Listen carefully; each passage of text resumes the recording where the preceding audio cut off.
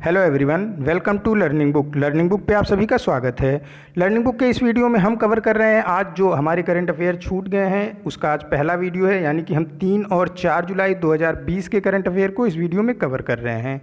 तो हम alternate day पे एक दिन हम छूटे हुए करंट अफेयर के 2 दिनों को कवर करेंगे और फिर नेक्स्ट डे उसके हम अपडेटेड यानी day to day current affair को कवर करेंगे। इस तरीके से जो हमारा छूटा हुआ करंट अफेयर है और डेली का करंट अफेयर बिना किसी एक्स्ट्रा वीडियो के बर्डन के पूरा कर दिया जाएगा।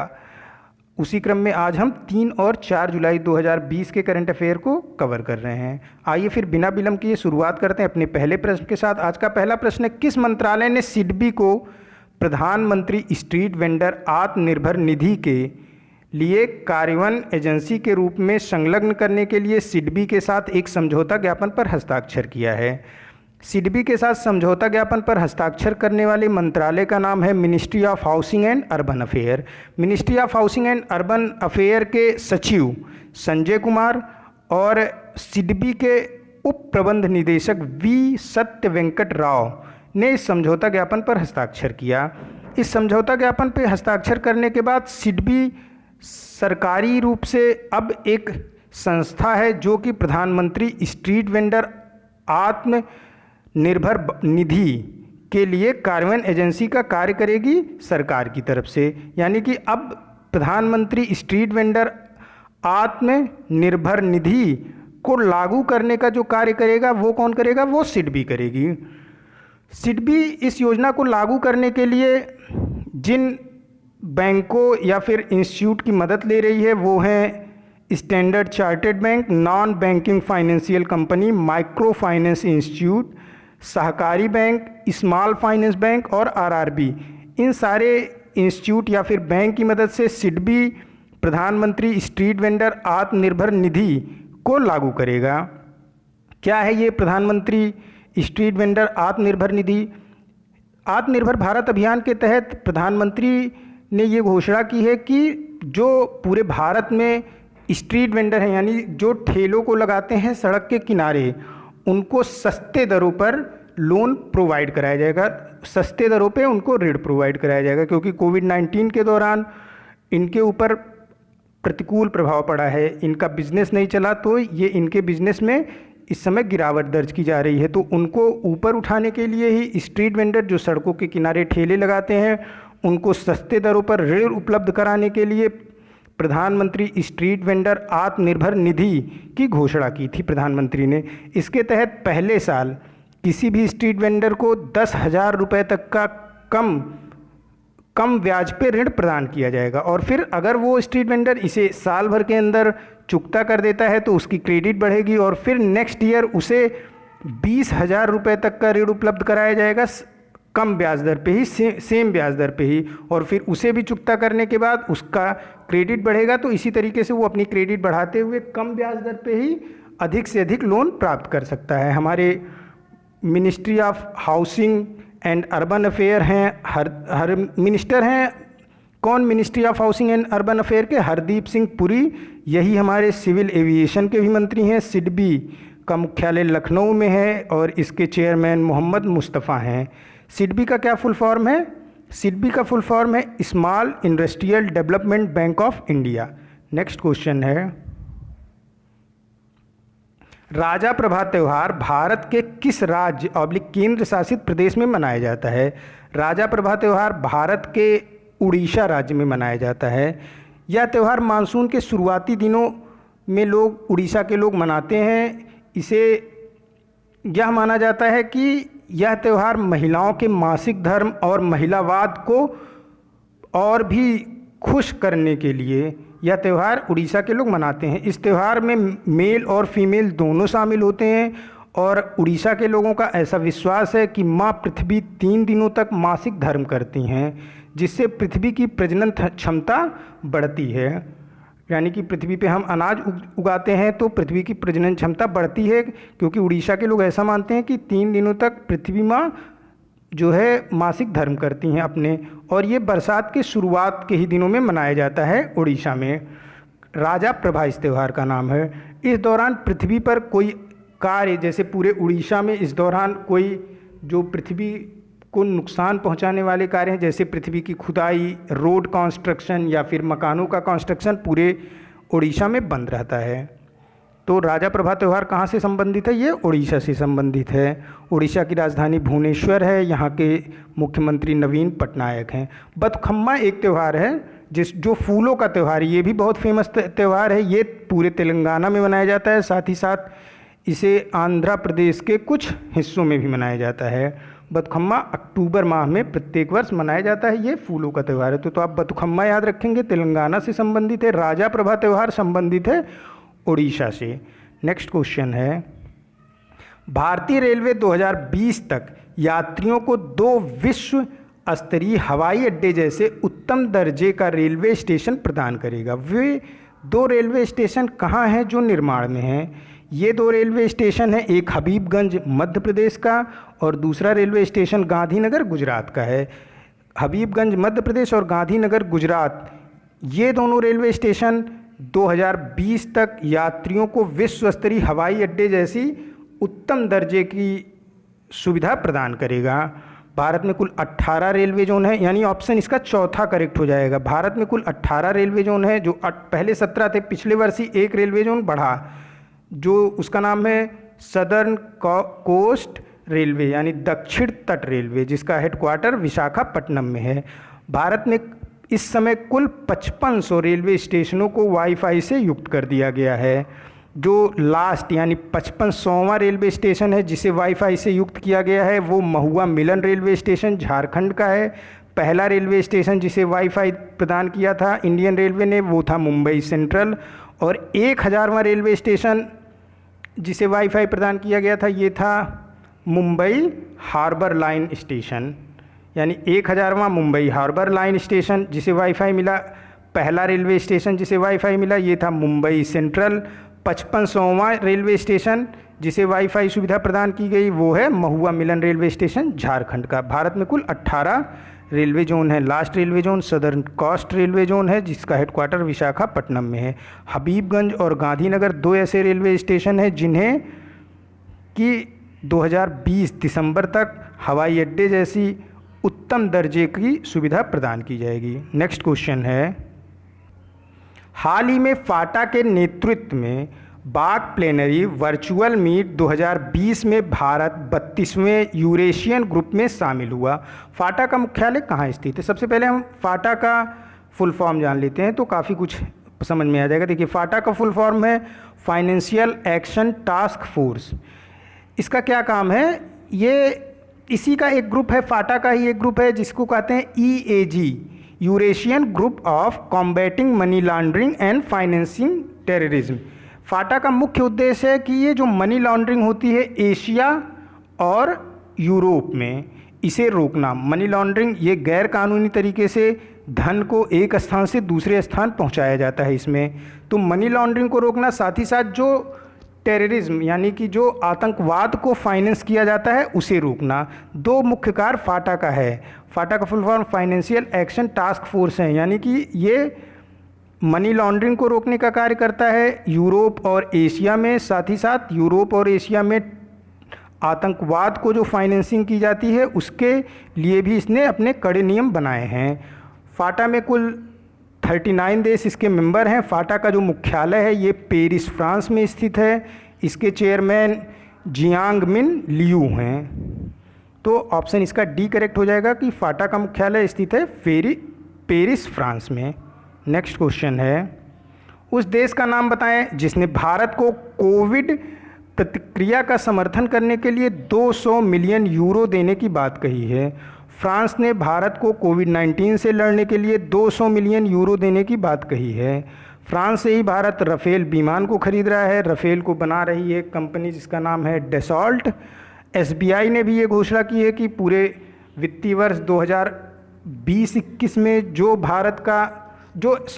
SBI का अपना खुद का प्रॉफिट होगा उसका 0.25% वो भारत सरकार को देगी कोविड-19 से लड़ने के लिए। विश्व बैंक ने भारत को $1 मिलियन का लोन दिया था पहले अप्रैल में, फिर $1 बिलियन का लोन दिया था अप्रैल में, फिर से दोबारा $1 बिलियन का लोन विश्व बैंक ने भारत को दिया मई में, यानी विश्व बैंक ने भारत को कुल $2 बिलियन का लोन दिया है कोविड-19 से लड़ने के लिए।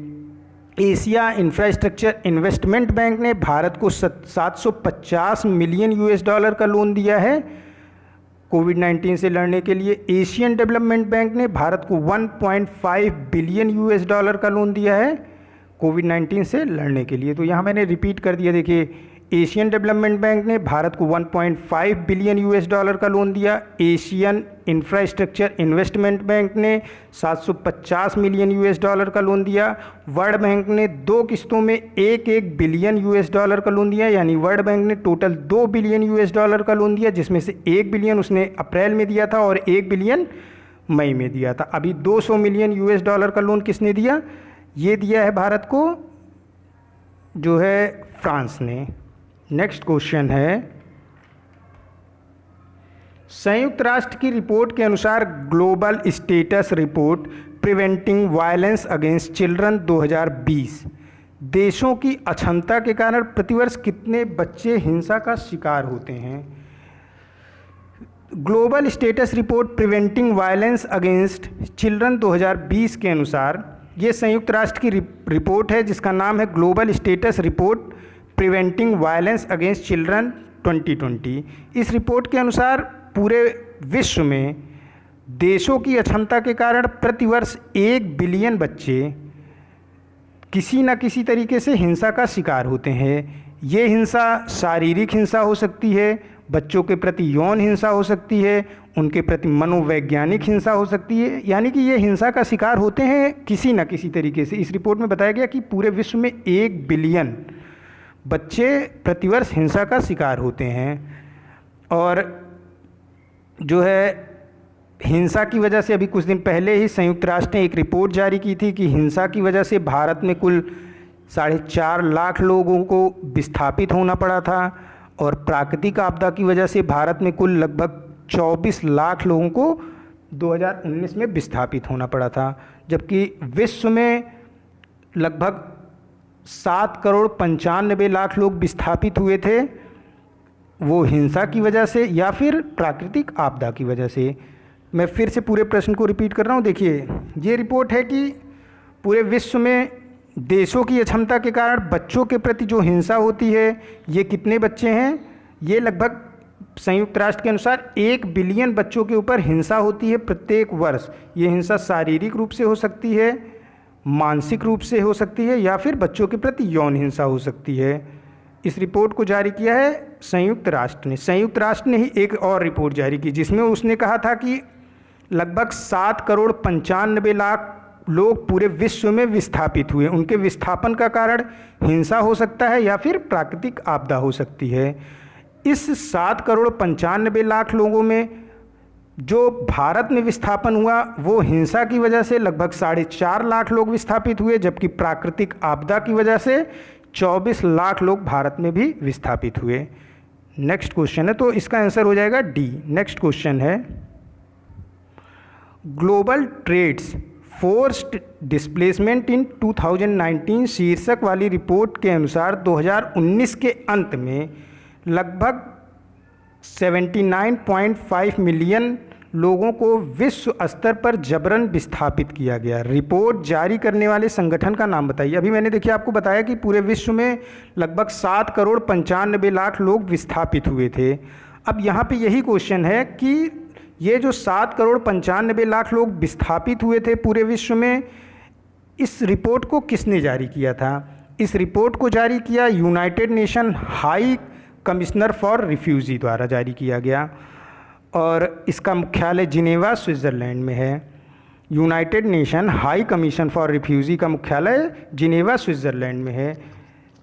United nation commission for refugee जो है इसने एक रिपोर्ट जारी की। रिपोर्ट का शीर्षक था ग्लोबल ट्रेड्स फोर्स्ड मीन्स जबरन फोर्स डिस्प्लेसमेंट इन 2019। इस रिपोर्ट में इन्होंने कहा कि पूरे विश्व में लगभग 7,95,00,000 लोगों को विस्थापित होना पड़ा 2019 में और भारत में हिंसा की वजह से लगभग 4.5 लाख लोग विस्थापित हुए थे। इसी रिपोर्ट में उसको भी बताया गया था। अभी पिछले ही क्वेश्चन में मैंने इसको पूरा एक्सप्लेन किया है। United nation high commissioner for refugee का जो मुख्यालय है ये जिनेवा स्विट्ज़रलैंड में है। जिनेवा स्विट्ज़रलैंड में यूनाइटेड नेशन के जो अन्य महत्वपूर्ण ऑफिस हैं उनको यहाँ पे देख लेते हैं। एक तो WHO वर्ल्ड हेल्थ ऑर्गेनाइजेशन, दूसरा है वर्ल्ड इंटेलेक्चुअल प्रॉपर्टी ऑर्गेनाइजेशन, तीसरा है वर्ल्ड ट्रेड ऑर्गेनाइजेशन, चौथा है United nation commission on human right. ये 4 अन्य मुख्य ऑफिस हैं यूनाइटेड नेशन के जिनेवा स्विट्ज़रलैंड में। तो ऑप्शन सी करेक्ट हो जाएगा इस क्वेश्चन का। नेक्स्ट क्वेश्चन है, RBI ने मुंबई मुख्यालय वाले PMC यानी कि पंजाब महाराष्ट्र कोऑपरेटिव बैंक जमाकर्ताओं की निकासी सीमा को बढ़ाकर कितने रुपए कर दिया? पंजाब महाराष्ट्र कोऑपरेटिव बैंक के जमाकर्ताओं की जो निकासी सीमा थी उसे 50,000 से बढ़ा के अब 1 लाख कर दिया गया, यानी ऑप्शन ए करेक्ट होगा।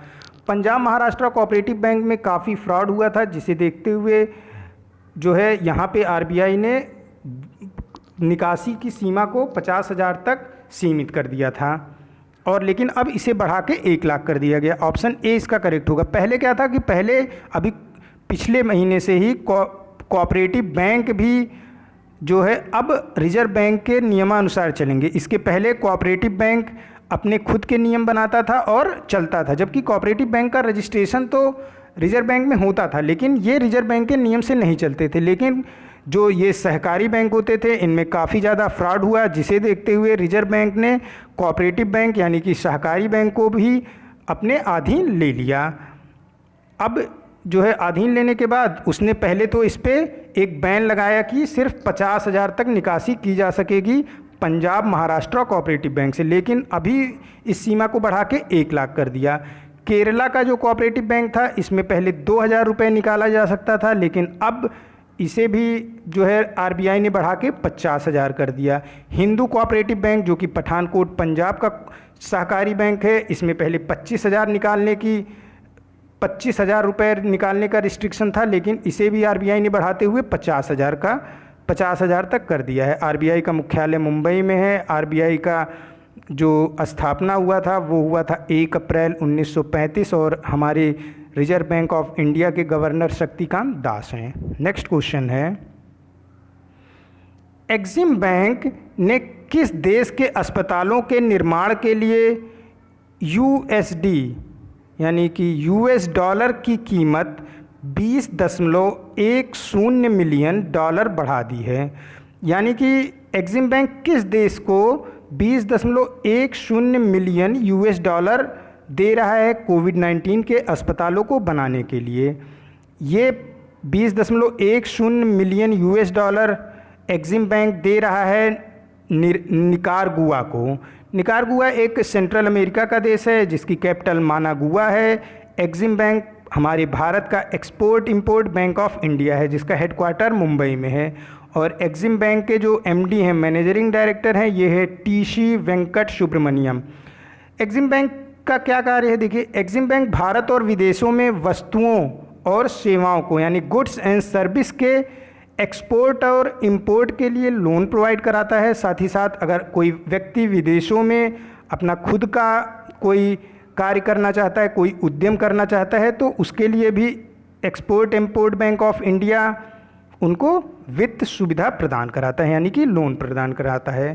तो निकारागुआ को एक्सिम बैंक यानी export import of bank India द्वारा 20.10 मिलियन US डॉलर दिया जा रहा है कोविड-19 के अस्पताल के निर्माण के लिए। नेक्स्ट क्वेश्चन है, किस बैंक ने हुंडई मोटर के साथ अपना पहला ऑनलाइन ऑटो रिटेल फाइनेंशियल मंच क्लिक टू बाय लॉन्च करने की साझेदारी की है? HDFC बैंक ने हुंडई मोटर के साथ पहला ऑनलाइन ऑटो रिटेल फाइनेंशियल मंच क्लिक टू बाय लॉन्च करने की घोषणा की। देखिए क्या है ये। अब देखिए, कोई व्यक्ति बिना बैंक गए, बिना HDFC बैंक गए या फिर बिना हुंडई के शोरूम गए भी गाड़ियों को खरीद सकता है। कैसे? जैसे अगर आपको पूरा फुल कैश में गाड़ी खरीदनी है तो आप अपने पैसे को HDFC बैंक में हुंडई का क्या होगा, HDFC बैंक में अकाउंट होगा, उस अकाउंट में पैसे ट्रांसफ़र करो, उसकी रिसिप्ट उनके शोरूम पे सेंड करो जहाँ से आपको गाड़ी खरीदनी है, तो हुंडई गाड़ी को आपके घर पहुँचा देगी, जो गाड़ी आप सेलेक्ट करोगे। और अगर आपको लोन लेना है और फिर हुंडई की गाड़ी खरीदनी है, तो आप क्या करोगे, HDFC बैंक से रिक्वेस्ट करोगे कि वो आपको लोन प्रोवाइड कराए। आपको हुंडई गाड़ी खरीदनी है तो फिर HDFC बैंक आपको लोन प्रोवाइड कराएगा, आप उसके थ्रू अपनी गाड़ी को खरीद सकते हो, शोरूम आपके घर पे गाड़ी को पहुंचा देगा। इसी समझौते को किया है हुंडई और HDFC बैंक ने। अब बिना बैंक गए या फिर बिना शोरूम गए आप गाड़ी को अपने घर पे मंगवा सकते हो। हाँ, वो गाड़ी होनी चाहिए हुंडई की, और बैंक जो यूज़ किया जाएगा इसके लिए वो होगा HDFC बैंक। यही है click to buy online auto retail financial मंच। HDFC का जो मुख्यालय है ये मुंबई में स्थित है। हुंडई टाटा मोटर्स इंडिया का मुख्यालय जो है ये नई दिल्ली में स्थित है। ऑप्शन ए करेक्ट हो जाएगा। नेक्स्ट क्वेश्चन है, उस बाजार का नाम बताएं उस कंपनी का नाम बताएं जो 11 ट्रिलियन रुपए के बाजार पूंजीकरण के लिए भारत की पहली कंपनी बन गई। भारत की पहली कंपनी जिसने 11 ट्रिलियन रुपए को छुआ है ये है Reliance industries limited. Reliance industries limited 11 trillion रुपए की भारत की पहली कंपनी बन गई। इसी के साथ ही ये पूरे विश्व की 54वीं सबसे बड़ी कंपनी बन गई। इसके CMD मुकेश धीरूभाई अंबानी हैं। इसका हेडक्वार्टर मुंबई में है। मुकेश धीरूभाई अंबानी पूरे विश्व के 8वें सबसे अमीर व्यक्ति बन गए हैं। तो ऑप्शन डी इसका करेक्ट हो जाएगा कि 11 ट्रिलियन रुपए को छूने वाली भारत की पहली कंपनी कौन सी बनी, रिलायंस इंडस्ट्रीज़ लिमिटेड। मुकेश धीरूभाई अंबानी इसके CMD हैं और मुकेश धीरूभाई अंबानी पूरे दुनिया के 8वें सबसे अमीर व्यक्ति बन गए हैं। नेक्स्ट क्वेश्चन है, national institute of public finance and policy NIPFP के अध्यक्ष के रूप में किसे नियुक्त किया गया है। NIPFP यानी कि national institute of public finance and policy के अध्यक्ष के रूप में नियुक्त किया गया है उर्जित पटेल को। इन्हें आगे आने वाले 4 सालों के लिए national institute of public finance and policy के अध्यक्ष के रूप में नियुक्त किया गया है।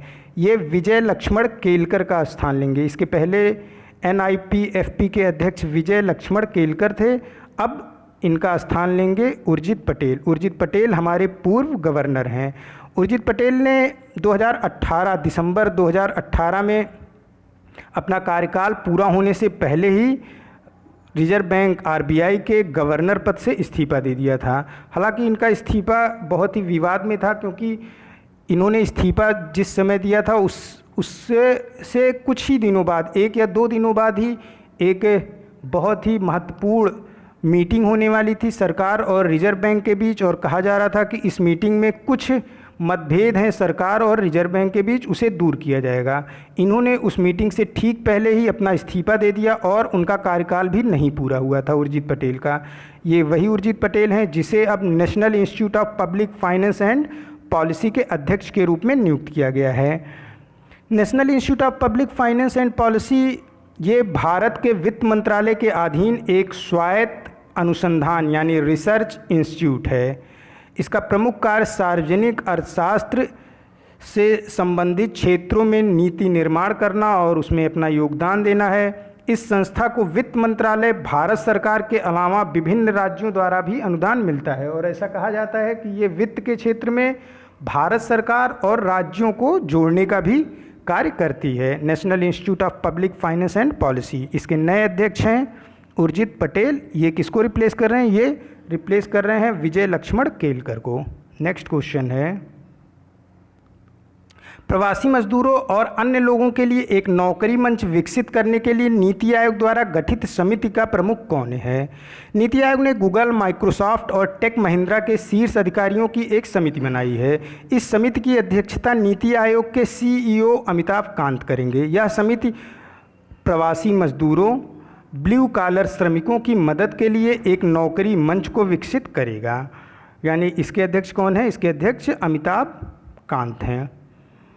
नीति आयोग का जो मुख्यालय है ये नई दिल्ली में है। नीति आयोग के चेयरमैन तत्कालिक प्रधानमंत्री होते हैं, यानी कि नीति आयोग के प्रेजेंट चेयरमैन नरेंद्र मोदी हैं और इसके उपाध्यक्ष राजीव कुमार हैं। नीति आयोग के CEO अमिताभ कांत हैं। नेक्स्ट क्वेश्चन है,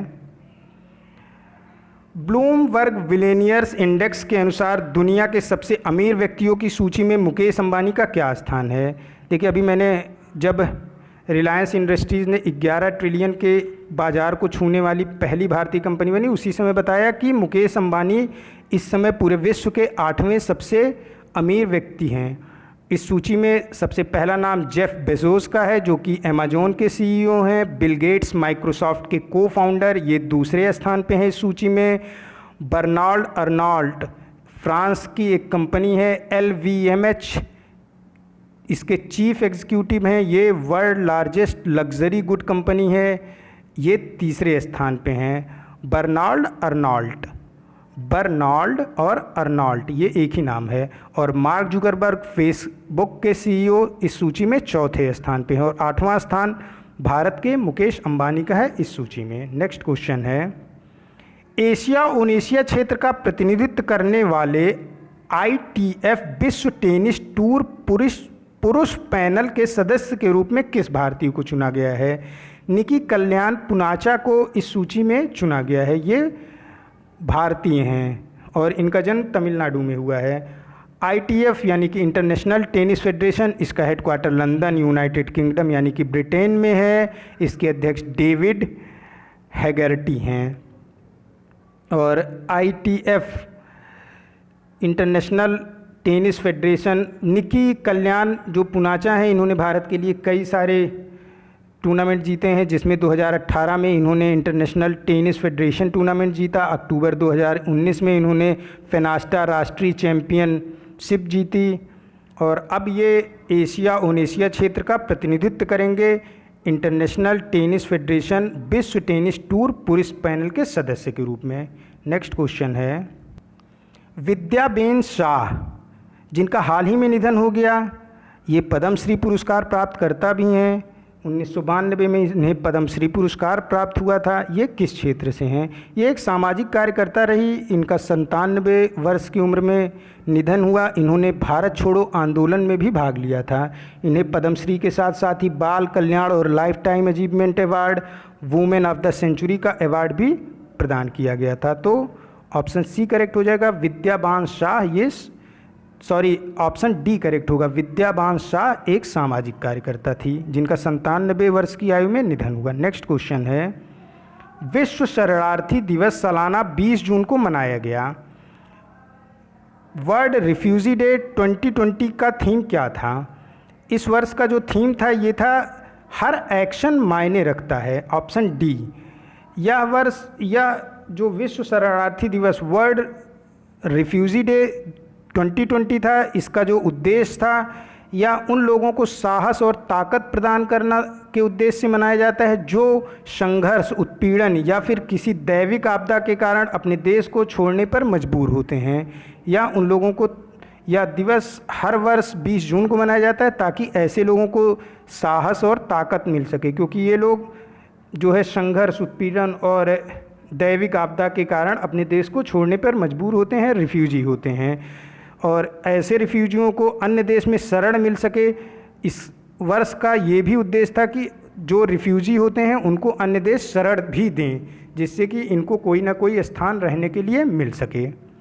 तो ऑप्शन डी करेक्ट हो जाएगा। इस वर्ष का जो थीम था, हर एक्शन मायने रखता है। नेक्स्ट क्वेश्चन है, किस मंत्रालय ने सत्यभामा पोर्टल लॉन्च किया है जिसे राष्ट्रीय सूचना विज्ञान केंद्र द्वारा विकसित किया है? मिनिस्ट्री ऑफ माइंस ने सत्यभामा पोर्टल को लॉन्च किया है।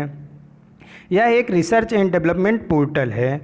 मिनिस्ट्री ऑफ माइन यानी कि खनन मंत्रालय के विज्ञान और प्रौद्योगिकी कार्यक्रम योजनाओं के कार्यान्वयन की दक्षता को बढ़ाना ही उद्देश्य है इस सत्यभामा पोर्टल का। साथ ही साथ ये विज्ञान और प्रौद्योगिकी कार्यक्रम योजना के कार्यान्वयन की दक्षता बढ़ाएगा। साथ ही साथ इस पोर्टल का उपयोग ऑनलाइन फ़ीस जमा करने में, यानी कि खनन डिपार्टमेंट में यदि कोई फ़ीस जमा करनी है तो उसे ऑनलाइन जमा करने में मदद देगा यह पोर्टल। और खनन मंत्रालय की जो निधियां हैं उनके उपयोग की निगरानी भी इस पोर्टल के जरिए की जा सकती है।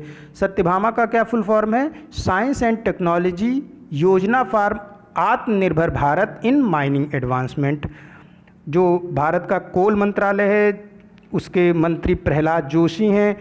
कोल मंत्रालय ने एक लक्ष्य टारगेट सेट किया है कि भारत 2024 तक 1 बिलियन टन कोयले का उत्पादन करेगा और आने वाले वित्तीय वर्ष में भारत 750 मिलियन टन कोयले के उत्पादन के लक्ष्य के साथ कार्य कर रहा है। यानी 2024 तक 1 बिलियन टन कोयले का उत्पादन प्रतिवर्ष भारत करना शुरू कर देगा। साथ ही साथ आने वाला वित्तीय वर्ष यानी कि 2021-22 का जो वित्तीय वर्ष होगा उसमें भारत का लक्ष्य है 750 मिलियन टन कोयले के उत्पादन का। भारत चाइना के बाद कोयला उत्पादन में दूसरे स्थान पे है। अगर हम बात करें कि भारत में कोयले का रिज़र्व कहाँ पे सबसे ज़्यादा है, तो ये है झारखंड पहले स्थान पे, उड़ीसा दूसरे स्थान पे, छत्तीसगढ़ तीसरे स्थान पे और वेस्ट बंगाल इसे सूची में चौथे स्थान पे। मैं फिर से रिपीट कर रहा हूँ, भारत में झारखंड पहले स्थान पे, उड़ीसा दूसरे स्थान पे, छत्तीसगढ़ तीसरे स्थान पे और वेस्ट बंगाल चौथे स्थान पे है कोयले के रिज़र्व में। यानी कि सबसे ज़्यादा कोयला यहाँ पे पाया जाता है। यहाँ पे प्रोडक्शन की बात मैंने नहीं की है, प्रोडक्शन का जब नया डेटा आएगा तो उसे आपको प्रोवाइड करा दिया जाएगा। एक क्वेश्चन आता है कि कोयले की बेस्ट क्वालिटी कौन सी होती है। कोयले की बेस्ट क्वालिटी एंथ्रेसाइट होती है। ये आज का लास्ट क्वेश्चन था। मिलते हैं नए करंट अफेयर के साथ नेक्स्ट वीडियो में। Keep studying on learning book. Thank you for watching this.